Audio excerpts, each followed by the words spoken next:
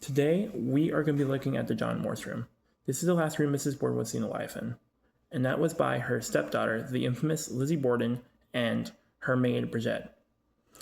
At the time, her daughter Emma was out of town. So was Mr. Borden and Uncle John. Uncle John and Mr. Borden were at Falls River together. The room in which Mrs. Borden was killed was the same room that Uncle John slept the night before. This room is now an infamous room that people love to come over all around the world and come stay at. This can be found at the Lizzie Borden Axe Murder House Museum. And this room is known as the John Morse room, or also known as the murder room.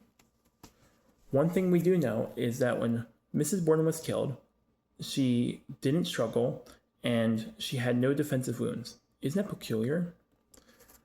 We also know that the evidence is unclear whether she was standing, fighting, if she could fight back her attackers, or if she couldn't. But one thing we do know is where the wounds were. One blow was right to the left side of her head. Another blow was to her shoulder blades.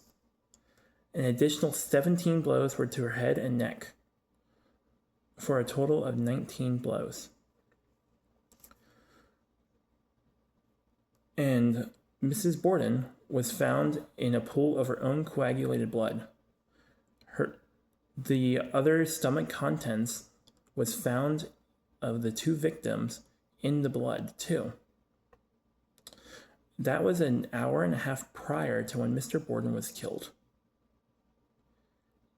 If you look inside the picture in the dining room, you can see where the autopsy was done.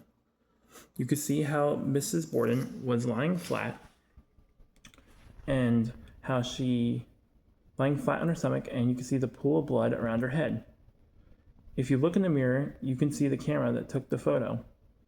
Did you know that the Borden crime scene photos were the first ever crime scene photos taken in the United States? How's that for a morbid fun fact?